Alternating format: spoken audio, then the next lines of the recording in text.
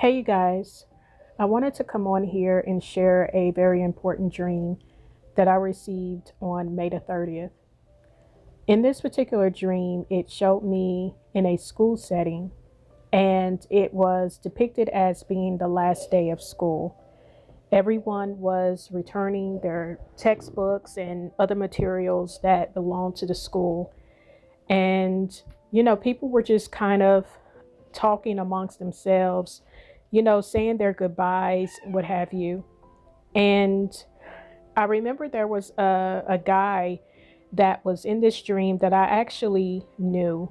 Um, we actually dated when I was in sixth grade, such a very, very long time ago. Um, you would kind of consider that as being, a young type of love, a first love. And I know that's why God revealed him in this particular setting, because it was to capture a message behind it, being that God is our first love. And so as the dream continued, I knew that I wanted to speak to this particular person, but he had left. And so the scene changed, and it showed me looking for him. And I remember I saw the car that he was in, and it was very interesting because although the car was moving, it was as if I was still able to see inside the car. And it was as if my spirit was kind of hovering within the vehicle. I know it sounds weird, but I wasn't literally inside the vehicle. But I noticed that there were a lot of people in this car, and it seemed like everybody was sad. And at this point, I knew that this particular person, it wasn't him. It was like his face changed, and his back was kind of turned to me. And I remember I called his name, but what was so interesting was I didn't call him by his actual name. I said, Jesus, and he didn't respond. And I said, Jesus, and he still didn't respond. And then I said, Yeshua, Yeshua. And when I said that, he turned around and he looked at me. And I was looking into his eyes, and there was sadness in his eyes. And as I was looking, I noticed that there was a lady that was sitting next to him, and she was weeping. And I remember while she was weeping, she never looked at me. She just kind of had her head held down, and she said, they're killing him. And as soon as she said that, I woke up out of the dream. Now, you guys, this makes the second time I've had a dream in regards to Jesus being persecuted or about to be crucified. I shared the dream or the vision I had on May the 6th, where I saw an image of Jesus in the heavens, and I could see blood dripping from the side of his face. And I was made known that I needed to send for James. And I said, he is one of the apostles. And I knew that I had to get James because Jesus was about to be crucified. And here it is, this woman is in this car with Jesus, with Yeshua. And she's weeping, and she's saying, they're killing him. You guys, when I was pulled out of this dream, I just felt my heart was beating fast, because I know there's something to this.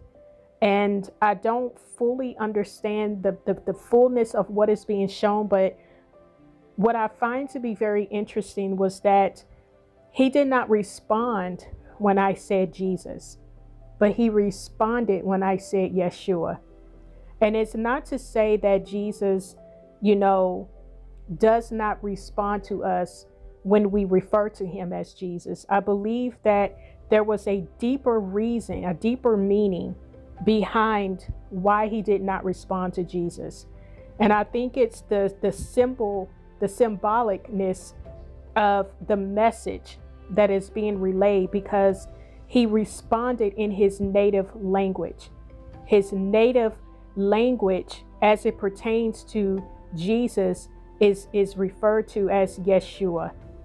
And so the lady that was crying, It's very possible that she could represent the body of Christ, that she was weeping because she was a part of him. She was representing a part of the body, and that she was able to discern, she was able to see the persecution. She was able to see, how Jesus is being afflicted.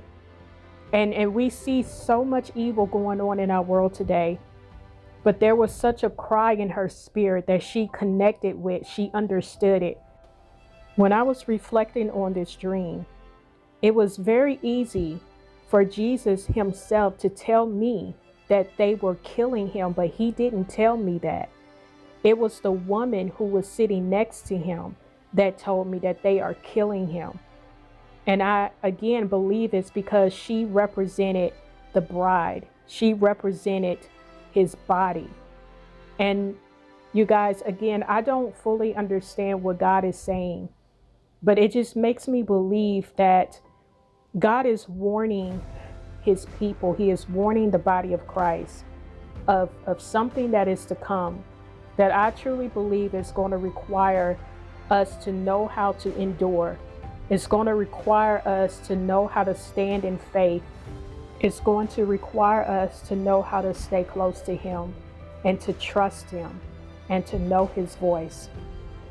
You guys, it's something very specific about this message that Jesus is saying. And the fact that he keeps telling me that they are killing him, the fact that I'm seeing that they're persecuting him, the fact that I'm seeing that they are about to crucify him, I feel that God is preparing us for something. But just because that something, whatever it is coming, it doesn't mean that it's going to cause us to be defeated. God is going to make sure that we are victorious. God is so faithful, and we can count on him to be there for us, to help us stand, to help us endure, to help us to persevere through whatever comes. So I just wanted to share this with you guys. Please do not be fearful, but just stay in prayer, you guys. Stay close to him, because I know that whatever is coming, again, God is going to make sure that we are victorious. Please take this to the Lord in prayer. I love you guys. If I receive anything else, I will definitely let you all know. Take care.